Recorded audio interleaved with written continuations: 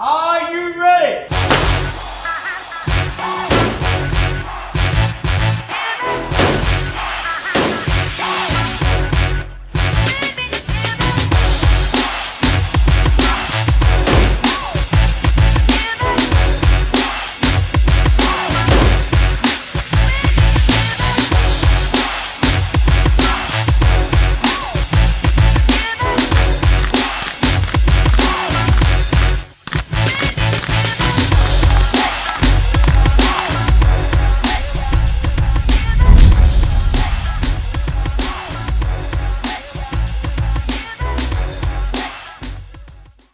Welcome to a very special edition of the Range Report. Today we are celebrating 20 years since Annemarie Forder won that bronze medal at the Sydney Olympic Games, the greatest games in history. A time when all of Australia was together and we all had smiles on our faces. It was a time when Cathy Freeman lit the cauldron, the first female to do so, and we celebrated 100 years of female participation in the Olympic Games. Therefore, it's very appropriate that today's program is about our female Olympians, the ones who have represented us, our heroes. So on behalf of Ray Andrews, our president, the executive and management committees, please sit back, enjoy, remember, smile, and dream about what our heroes did for us.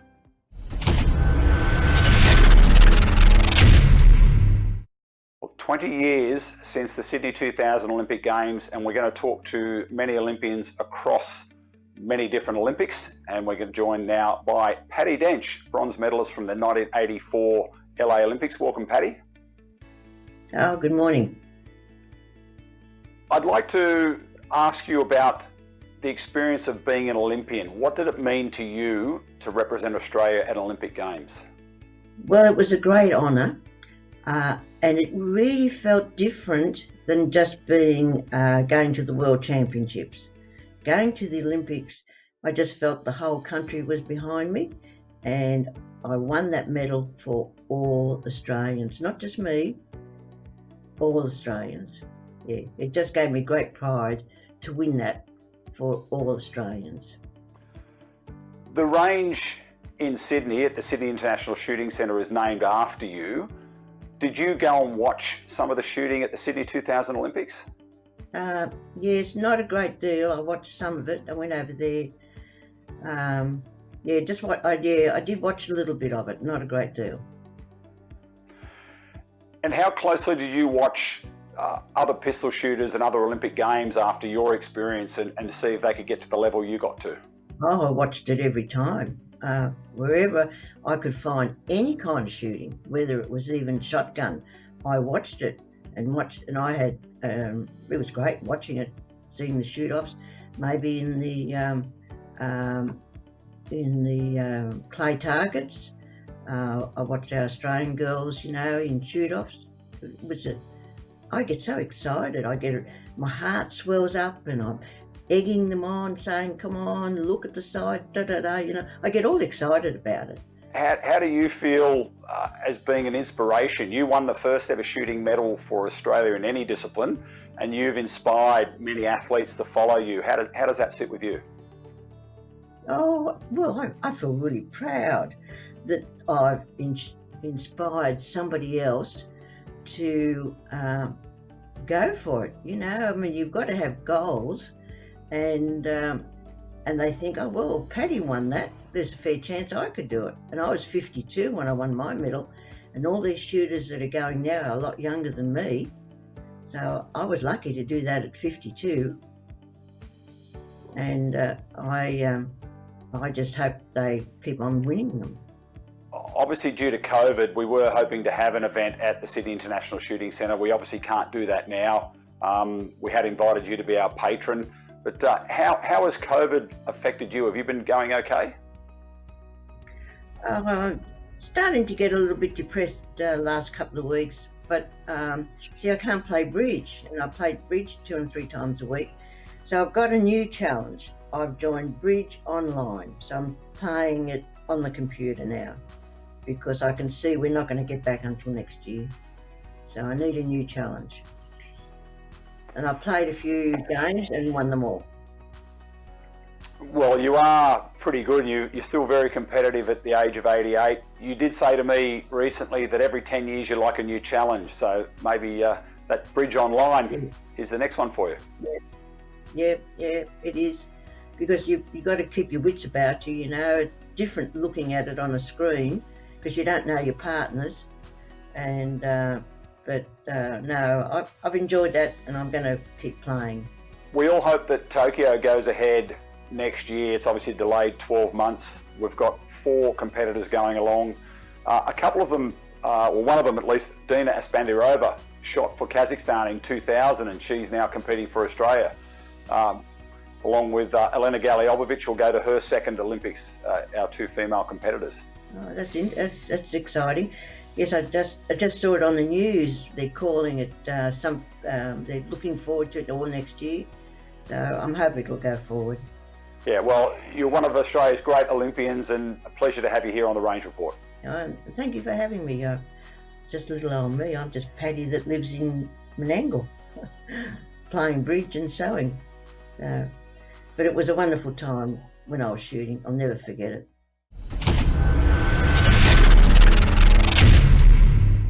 Well, welcome now 2012 London Olympian Hayley Chapman on the 20th anniversary of the Sydney Olympics opening ceremony where your father competed. Yeah. He's been to a few Olympics. His second Olympics obviously was the one where we went together, but he'd obviously previously competed in Sydney, which was exciting. So as a young girl, you were obviously pretty dialed into the Olympic movement with your dad competing at the elite level? You would think so, yeah, but not really. I guess growing up, I didn't really comprehend how big the Olympics was, or even just him competing overseas and representing the country. I guess I didn't really understand it a whole lot. And I was so young when he first went to the Olympics that I guess I didn't really understand. We didn't watch it a whole lot. It was different back then. You didn't have like full streaming of the competitions, and you kind of just talked on the phone sometimes. But yeah, I don't really have a whole lot of memory of those first games that Dad competed in. So unfortunately, I didn't get to go and watch him compete or anything like that. Well, that's a shame, but you got that wonderful moment in history where you and your father, the only father-daughter pair to represent at Olympic Games in London in 2012. Pretty amazing. Yeah, that was incredible. So obviously hopefully maybe not once in a lifetime experience, but was amazing. And, Dad had all his experience behind him and obviously been at the games before and at heaps of Commonwealth Games.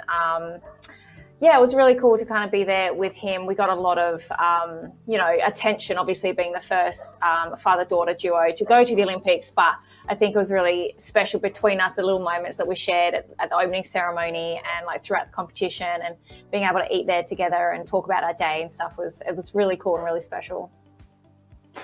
So when did the dream really germinate for you that you could become an Olympian? Obviously, you'd taken up pistol shooting, your dad's heavily involved, you were pretty good from the get-go, but when did it actually gel for you? I want to be an Olympian, I'm going to commit to this, I can do it. Yeah, it was at a junior training camp. Actually, I remember this really clearly. Ben Sandstrom had been speaking about his experiences at the games, and I was surrounded by obviously juniors with big dreams and goals and wanting to achieve. And so I remember talking to a couple of the other juniors about the Olympics and competing, and I was like, yeah, I want to go, and I want to go to London. London's the one that I want to be at. So that's when I really made the decision.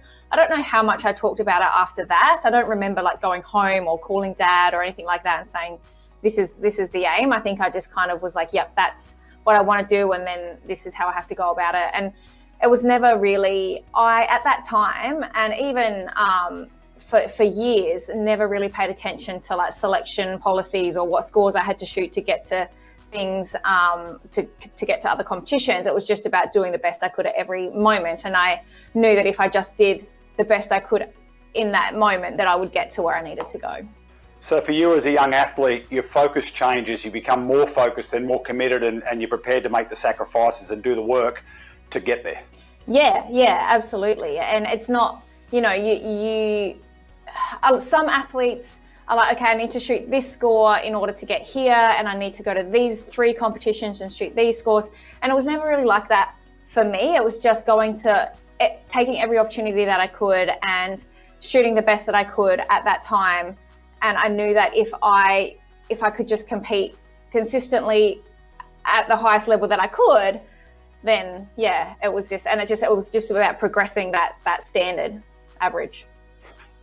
And a couple of days' time, it's the 20th anniversary of Annemarie Forder winning a bronze medal in Sydney. Of course, Patty Dench did it before her in 1984. There's some nice results from the women in our pistol competitions. Yeah, it's great. And, I've seen a few conversations with Patty, and she's such an inspiring woman. And the same with Annemarie, they're such great women to have in the sport for, I want to say younger, but I don't know if I consider myself younger, but even just any aspiring athlete to get to the games or get to the games again. It's really great to hear from them and hear their stories and the passion and enthusiasm that they had for the sport and still do. Like you talk to Patty and she's like, you can still see the fire in her eyes. And so I'm very much looking forward to hearing from Annemarie and yeah, even in the future hearing from them. So. As an Olympian yourself, do you see yourself as an inspiration, as a role model for some of the pistol shooters out there in right around Australia? Obviously, South Australia, your dad's doing a bit of coaching.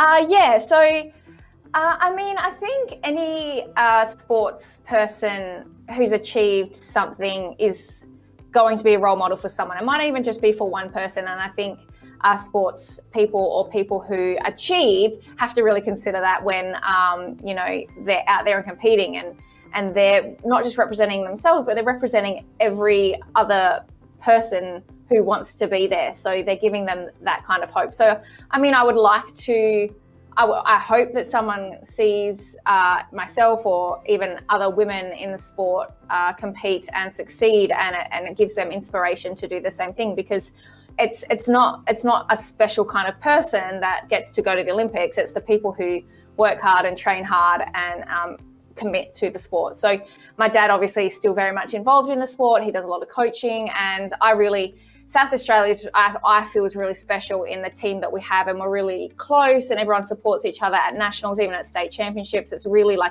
strong community within pistol in South Australia. So I love being part of that, and it's a community that I always want to be part of.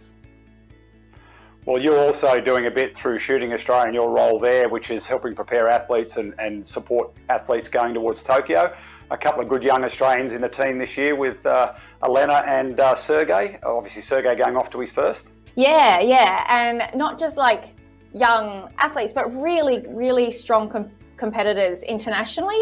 The scores that they've been shooting domestically and internationally have been world class. So it's a really exciting year, and the fact that they have been selected beginning of this year means that they have such a big amount of time to prepare, which is it's obviously never happened before. So it's such a unique opportunity for our athletes who are already world class to just even step up that little bit more and be prepared for the game. So it's very exciting, and we're doing as much as we can to promote these athletes and get their names out there, their faces out there, and for them to be known in Australia. So then when they do go and compete overseas, people are watching them and they know them and they're supporting them.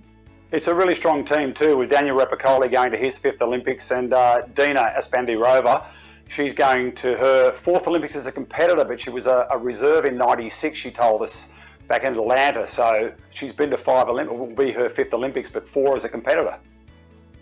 Yeah, and it's really great that there's such a big mix of athletes. I think it's really rare in a sport that you have some really experienced athletes like Daniel and Dina in with like Sergey, who's it's his first Olympics. So, hopefully, they can help each other, and the experience can help the unexperienced. But yeah, it's really cool. Well, going to your first one, it's about absorbing everything around you and obviously trying to feel comfortable and like you belong there, and then just trying to do your absolute best when you get out to compete. Yeah, absolutely. And it's so when we went to the Olympics, we went in, I think, at least a week before the game started to kind of settle in and get used to the environment. And it's, you feel like you're getting used to it, and then come the opening ceremony and you're like, oh my goodness, this is humongous. And it kind of all hits you at once when you walk into that stadium. and all, like it's huge and it's amazing. And I don't think that there's anything like everyone's always like, try and get as much international experience as you can. And it's important, absolutely, but nothing can prepare you for your first Olympics. It's important to really take in every moment as well, because you only get your first Olympics once. Hopefully you'll get another Olympics, but I think the first time you experience that atmosphere, it's so special. Well, thanks for joining us, Hayley. Great competitor and also doing lots for shooting sports in Australia. So thanks for being on the show. Thank you so much for having me.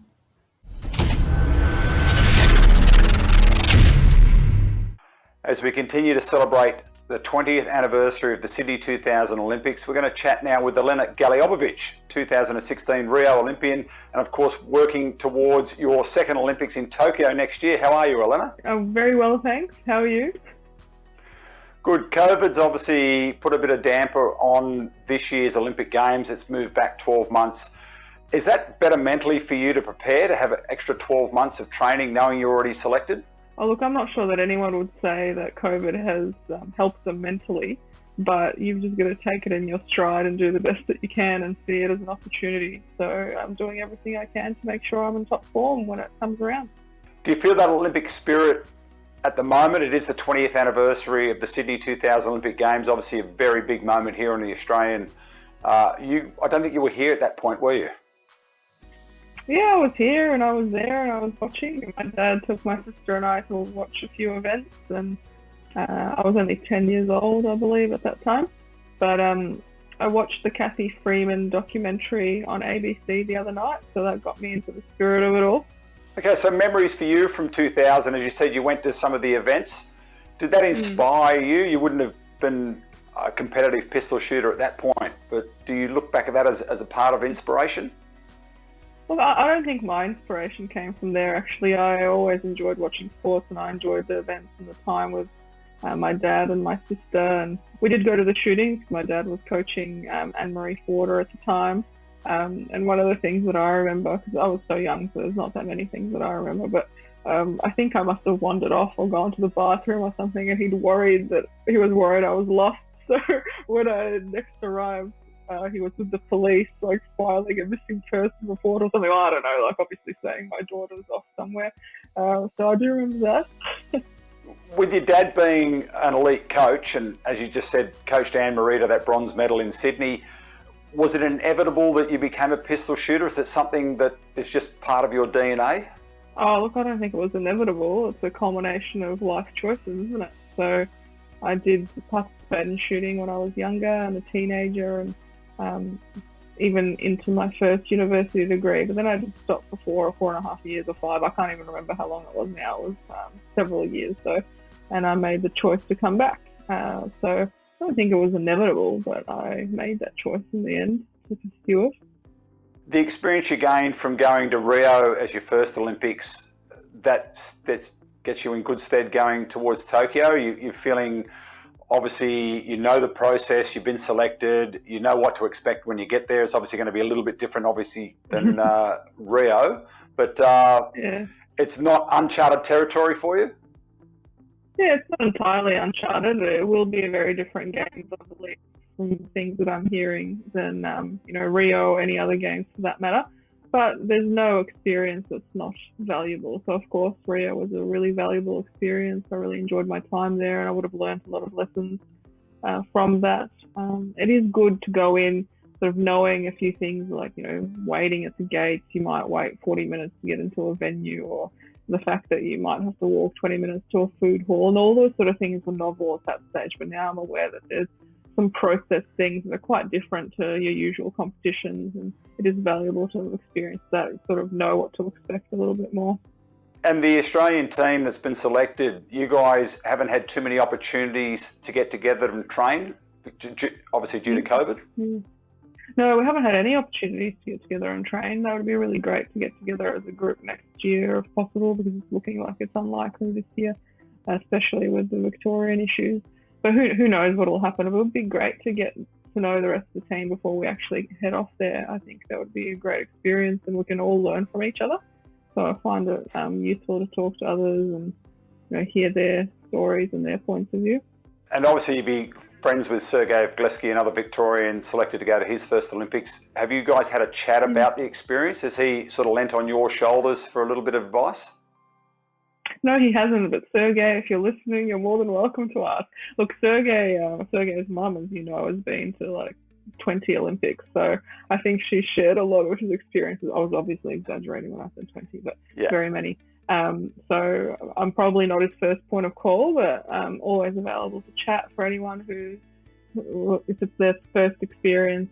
It was useful to hear other people's experiences before I went. So definitely I'm available if anyone needs.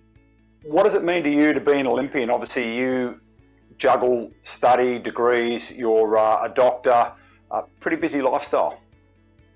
Yeah, absolutely. Look, I'm really proud to be able to say that I'm an Olympian. It's something that no one can take away from me, and I'll have that with me for life.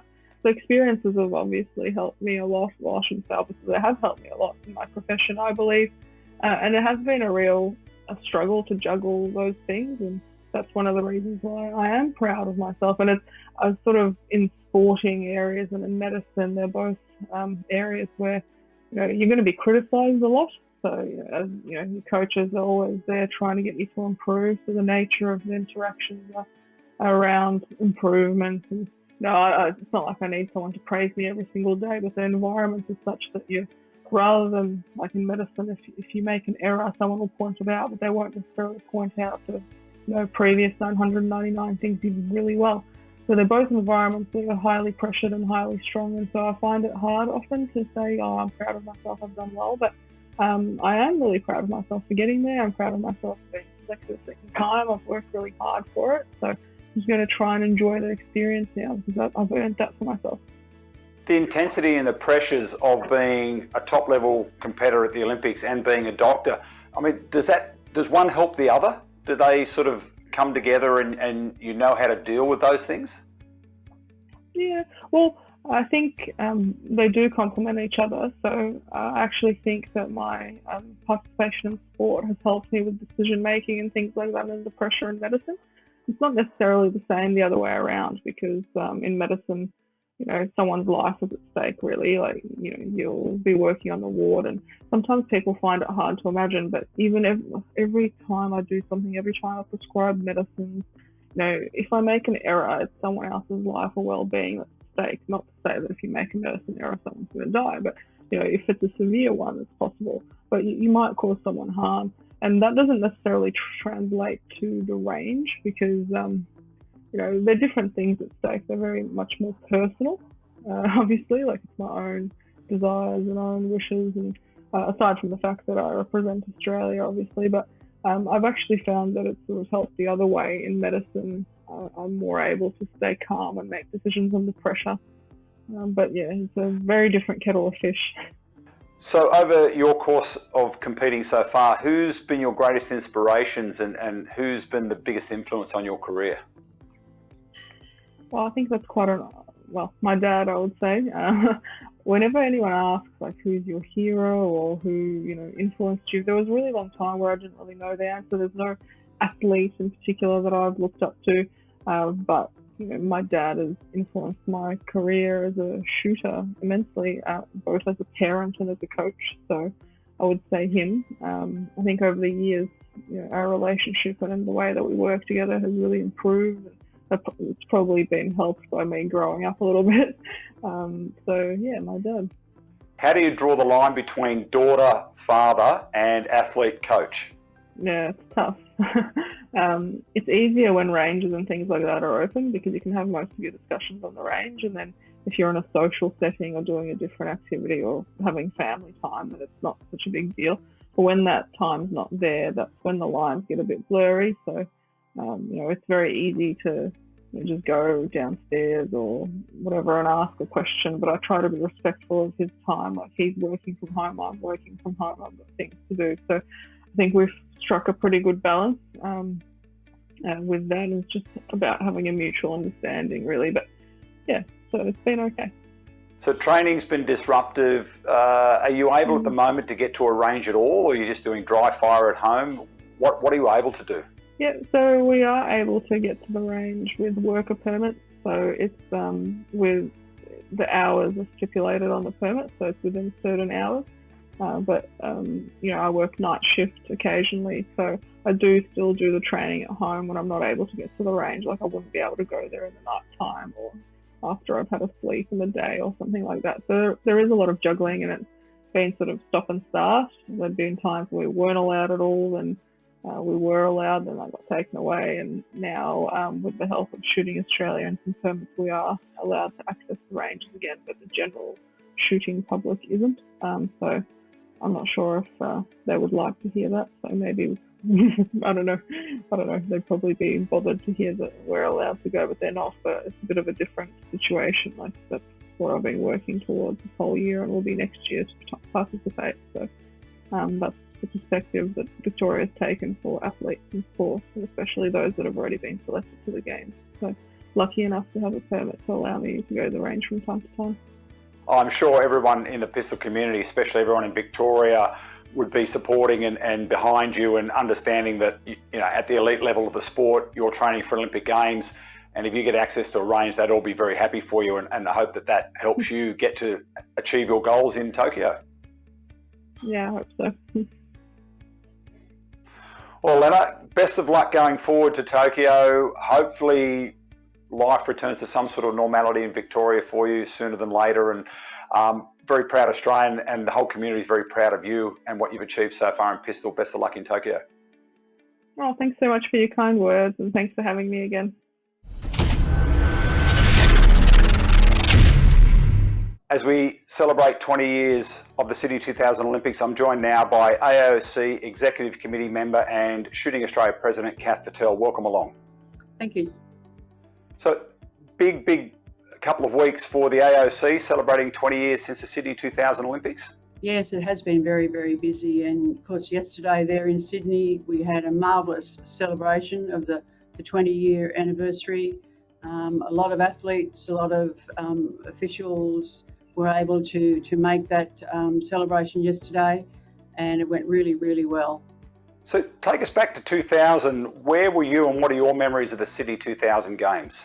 Well, it was a very exciting time, obviously. An Olympics on home soil, following the one almost 50 years earlier in Melbourne. Sydney was so well prepared for it. The venues were all absolutely marvellous, and of course for shooting, it was a brand new venue at Cecil Park there. So very exciting time, a lot of people involved, a lot of preparation. Of course, we had the Olympic athlete program in the 5 years leading up to it. We had a lot of support, a lot of great people involved in that program with our athletes, our coaches and our athletes, leading into the Sydney Olympics. It really was a very exciting time, and of course, as we all know, a very, very successful Games. And fantastic memories, obviously, firstly for Annemarie Forder. She picked up the bronze medal. Dina Aspandarova competed for Kazakhstan. Now she's going to go off to Tokyo competing for Australia. She's had a couple of Olympics. And Lolita Yelskaya was competing in her second Olympics for Belarus, and then she did 4 for Australia. So we have a great connection with the pistol shooters, and Lolita was a bronze medalist as well. That's right. We were very successful there. We had a great team of athletes at that Olympics. As you say, Annemarie won the bronze in the 10-metre air pistol event, which was absolutely marvellous. Lolita won a bronze in the 25-metre pistol, albeit for Belarus at the time. However, not long after that, Lolita was able to compete and did so very successfully for Australia on the world stage. And of course, at the Sydney Olympics, Michael Diamond won gold for the second Olympics running. He had won gold in Atlanta, and then he won his second in Sydney. So it was, for shooting, it was a very, very successful Games. And the coming together of the whole Australian community, and especially the volunteers, they were so crucial to the success. Well, the volunteers, the people from overseas that came to work at the Games, came to compete, came to visit and spectate, were very, very impressed with the volunteers. It was remarked at the time that the volunteers were such a bright part of the whole thing, so friendly, so helpful, so many of them, and it just made it a lovely, lovely atmosphere for everyone. And looking forward towards Tokyo, obviously with the Australian Olympic Committee, some teams are nominated. Shooting has named all their athletes and we know who's going to go, but other sports still have to nominate. It's a bit of a process there for you guys to go through. That's right. As you said, shooting was fortunate enough to have had our selection process events completed at the time of lockdown. And so with the AOC's guidance, Shooting Australia simply finished that process and nominated the athletes, which were then approved and announced by the AOC. Other sports are in different situations. Some have similarly named their athletes to compete in Tokyo. Others have yet to have their selection events held. And of course, as far as shooting is concerned on the global scene, not all the quota places have been allocated. There were still international competitions that weren't completed by the time the pandemic hit, and so there are still a few quota positions to be decided and allocated for the Tokyo Olympics. But for Shooting Australia, we have what we have. The quota places that we have are what we will go to Tokyo with, and our athletes are announced and are preparing well for the Games. And if we look at Paralympic Games, Aussie Chris Pitt, who competed in Rio, is still looking to qualify or to gain one of those quota spots, and he's hoping to go to Tokyo. So there's a process for him. That's right. For the Paras, we have two quota positions, but there are opportunities for further quota places, and there certainly are quota places still available for the Paralympics. And hopefully, and of course, fully dependent on what's possible with the COVID situation, there will be competitions next year to allocate those quota places, and we're looking to be successful there and send as comprehensive a team as we can to the Tokyo Paralympics. And it's important for people to understand a sport will nominate their athletes to go to an Olympic Games, and in the end the AOC ratifies that team and names the team. So you go through your qualification process, you get your name on the nomination form, and then it's you guys at the AOC that have the final stamp to say you can go. That's correct. There's a formal process there, as you just mentioned, and then there is a panel within the AOC that actually formally considers and approves those nominated team members. And of course, for us in shooting, that's all happened, and we've been able to have the announcement back in April of our team to Tokyo. And so it's a very different process for our shooting athletes this year. Normally they would get named and there's a very short period before the Games. Now they've got to cope with isolation, they've got to cope with maybe not access to ranges. What does the AOC and Shooting Australia do around them to support them and help them prepare as best they possibly can for an Olympic Games?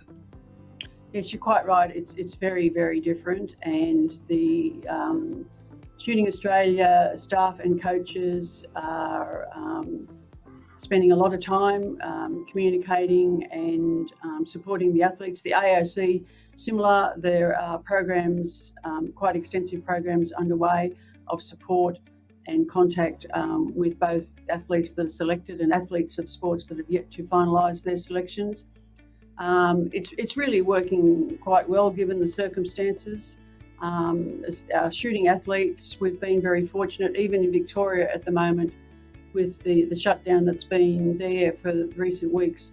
Shooting Australia has been able to, with the support of the Victorian Institute of Sport, to get permits for our shooters to in fact train during this shutdown period with their coaches. And of course we're going to air today, and this is the 20th anniversary of Annemarie winning that bronze medal. So she woke up this morning, I'm sure she cracked a bottle of champagne, and she's on the show coming up, talking about her memories and her joy and inspirations in her career, along with Linda Ryan also, and Dina, who competed in 2000. Unfortunately, Lolita was unavailable to come on the show. No, it was a wonderful time for all the athletes, and as you say, our athletes were particularly fortunate 2000 having the competition on home soil, and their performance was an absolute credit to them. All of Australia was very proud of them, and still is very proud of them, obviously. And plenty to go over the next couple of weeks for the Australian Olympic Committee, and then obviously there'll be celebrations for 20 years from the Paralympics. That's right, yes. Things are very busy at the AOC, as you could imagine. The celebrations yesterday, there's been a lot in the media, as we all know. And, that sort of input, support will continue right up into the Tokyo Games. Well, thanks for your time, Kath Patel.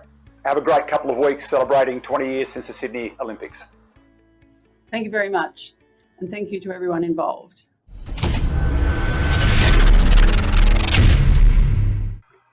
Well, folks, it's 20 years since the 10-metre air pistol competition at the Sydney 2000 Olympics. I've got three of the ladies that competed. Annemarie Forder, who won the bronze. Welcome along, Annemarie.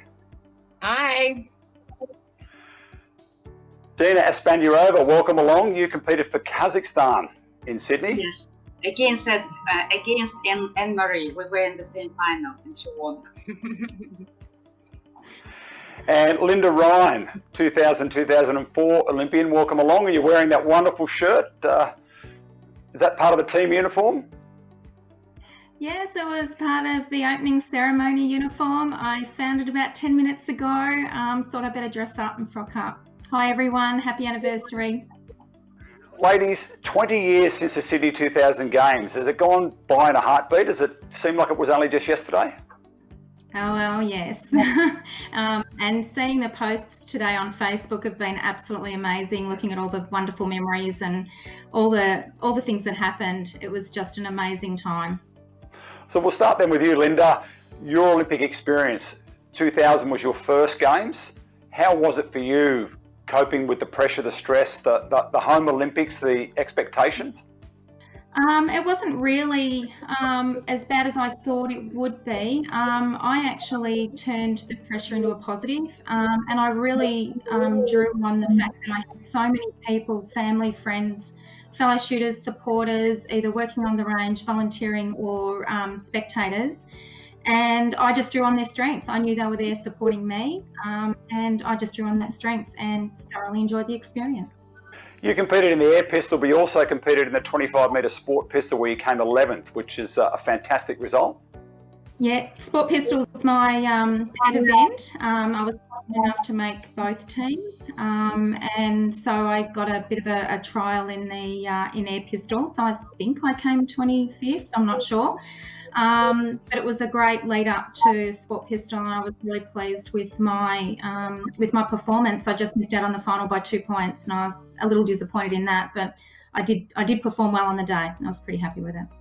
And Annemarie, obviously for you, a bronze medal, a culmination of a lot of hard work. Do you pinch yourself when you wake up this morning, 20 years on? Yeah, when I went to work this morning, actually, I said to a few of the ladies, today's the 20th anniversary of the Sydney Olympics opening ceremony, and it does seem like it was just yesterday. And then, yeah, a lot of memories just came flooding back.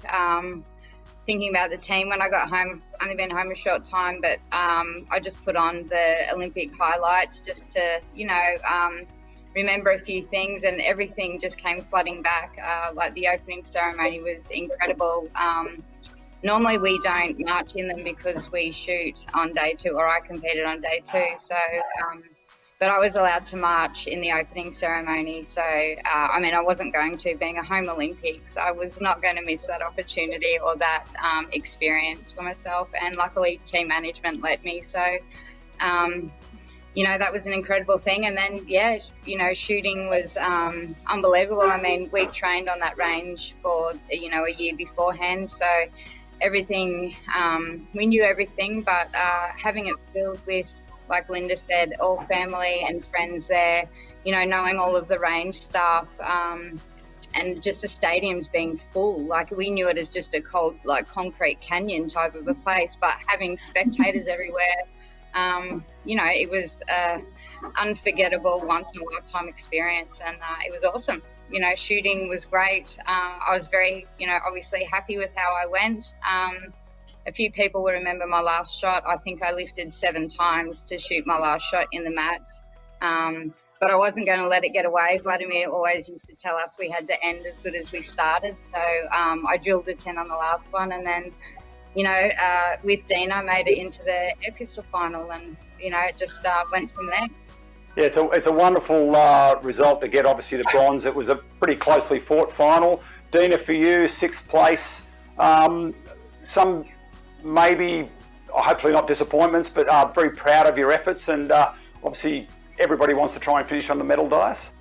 Yes, probably back then I wasn't very disappointed, thinking that I still have a lot of time ahead, but right now I feel I should have fought harder. But it was, I remember it was tricky or funny situation when 3 of us had the shot off for the 3rd place, and I shot 9.9 and 2 other girls shot 10.0, so I ended up being 6th. So it was 4th, 5th and 6th place. I completely don't remember myself shooting sport pistol, like as if it's never existed. I was asking Anatol, did I really shoot it or not? And then he brought me the results. And speaking about people, just Annemarie mentioned how many people were around, so I just found old photos. Yeah. So that's incredible. One point there, shoot off a bronze. That's how tight the final was. Of course, you were competing for Kazakhstan. Now you've come across and you're competing for Australia. You went in 2008, 12, and now you're also going in 2020 or 2021 to Tokyo. You've been selected in the Australian team for your 4th Olympics as a competitor. That's must be so proud of yourself.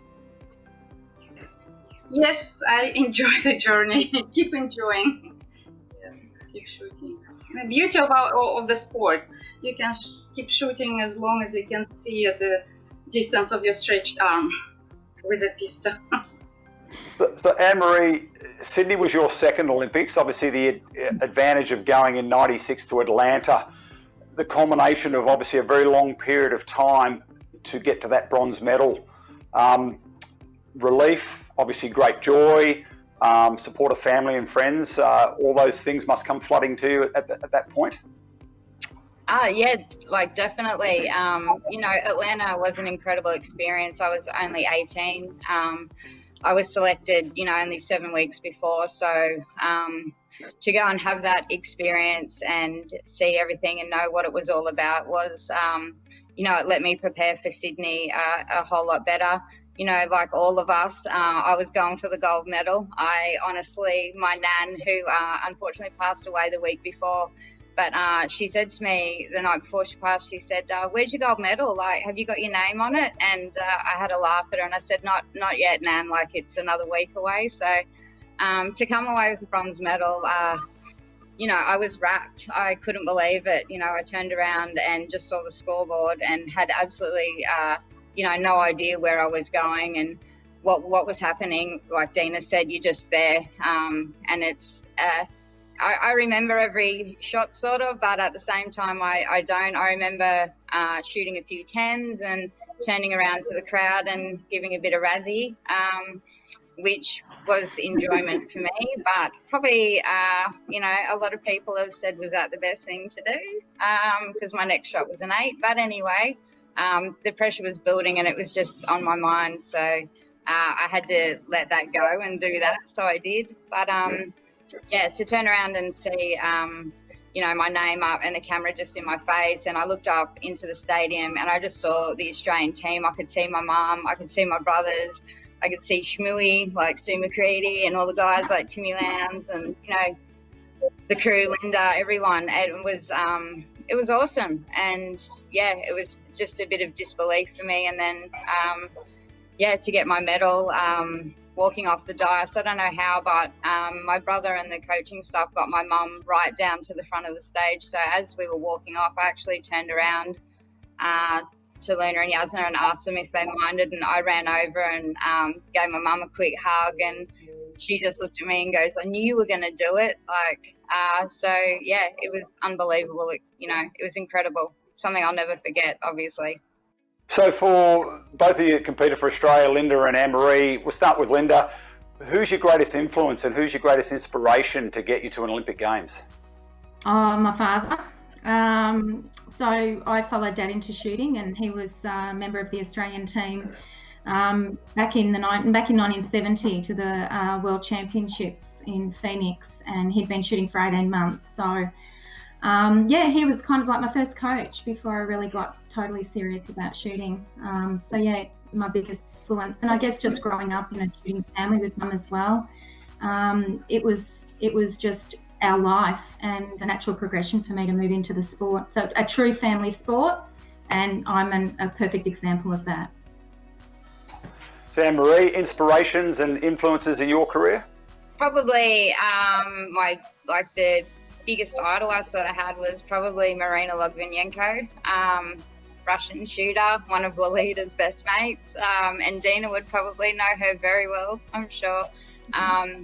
I think she was incredible how she used to shoot. I actually shot next to her at the Atlanta World Cup one year, and I was nervous as hell the whole time. I'd never been nervous, like, really, and she made me nervous. So, and then when we finished, we both shot a 384, and she looked over and she goes, "Oh, we shoot the same." And I was like, "Oh, no way! Like, I'm nowhere near as good as you. Like, you're Marina Logvinenko." So, for me, she was someone who when I was a young shooter, I idolized. I thought she was incredible. And just so for people watching, just so they know, Lolita Yuliskaya was unable to come on the show today. We did want to get her. She obviously competed for Belarus and then went on and has represented Australia. She's been to 6 Olympic Games overall. But let's go to you now, Dina. Inspirations and people that encouraged you and helped you through your career. For me, it's a little bit different situation because in Kazakhstan and in Russia, sport is a profession. So it was my job to shoot and perform well. And the better you shoot, the more incentives you get, of course. So it was just about doing my a good job. But since I married my husband or my coach, and he's still the person who pushes me more than anybody, and my main inspiration and everything for me. And also our daughter is my second coach. She started to attend my sessions since she was 6 months old, and she became my coach, gradually became my coach as well, just by telling me all the time what to do. And she's my lucky charm. So my family, yeah. So opportunity, hopefully, for you to take family to Tokyo next year? Not sure about Anatoly, but yeah, Katya is very determined to go with me. Yeah. So, ladies, you, all three of you, are part of 3,988 Australian Olympians who have won 885 medals across 52 sports. We'll start firstly with you again, Dina. What does it mean to you to be an Olympian? Sport is my life. As simple as it sounds, yeah. So I dedicated all my life to the sport. So, on the way, since 2012, I think I retired several times, and even in 2009, I thought I retired, but always come back because it's under your skin, it's in your blood. You keep doing what you love, and then it helps to grow both mentally and for self-development. So it's very interesting. Linda, what does it mean to you to be an Olympian? I'm very proud to be an Olympian. It's a little bit of an exclusive family, I guess, to be a part of, a member of. But the journey to the Olympics has made me the person I am today, the discipline that I have and the approach to life that I have. So it's a badge of honour that I wear, and the World Olympians Association and the Australian Olympic Committee always say, once an Olympian, always an Olympian, never a former. So I'm very proud of that honour. Well, so you're unique as well in the fact that you got to have a home Olympics as a competitor, and then you competed at the home of the Olympics in 2004. Not a lot of people get to do that. No, and the comparisons were astounding. Everyone compared Greece and Athens to Sydney. We nailed it. We had the whole kit and caboodle happening. We had the volunteers, we had the enthusiasm, we had the vibe. Greece wasn't the same. The village wasn't complete. The plumbing wasn't complete. It was a different kettle of fish. They didn't really have volunteers. They had to pay the people to do the roles of what volunteers did for Australia. And some of that atmosphere, it was still a great games. Don't deny that. There was a lot of fun there. But Australia really showcased our country to the world, and that was a most proud moment. Yeah, I can confirm, being a person from another country and just coming to Australia, and everything was perfect, everybody were friendly, everything was so interesting and exciting, and yeah, very nice and beautiful.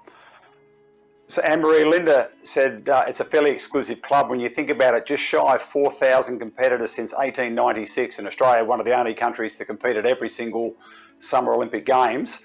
It is pretty special. Oh, hugely. As Linda said, it's a massive honour. I take huge pride in the fact that, I made it to the pinnacle of our sport, like the elite level. As Linda said, and Dina, to be able to call yourself an Olympian is a really special honour that I don't take lightly at all, and it's a huge privilege. And and to have represent Australia like us all, I love this country, and I'm so proud to have represented us, and I'm a very proud Queenslander too. But I'm very honoured. The stats that you said as well that we have in our history in the Olympic Games, as well. So that's it. Well, obviously COVID cruelled some of our plans. We're doing this online. We had planned to have a shooting celebration of women in sport at the Sydney International Shooting Centre, and we were going to try and have Olympians or female Olympians right back to 1984. Patty Dent, she was going to come along as our patron, and we lined all this up and planned it all. COVID stopped it, but it still doesn't stop us celebrating and saying what a wonderful job you guys have done representing Australia over many, many Olympics. We're really proud to have all three of you here, and congratulations from behalf of not just the pistol community, but all of Australia. Thank you. That's lovely. Yeah, thank you very much.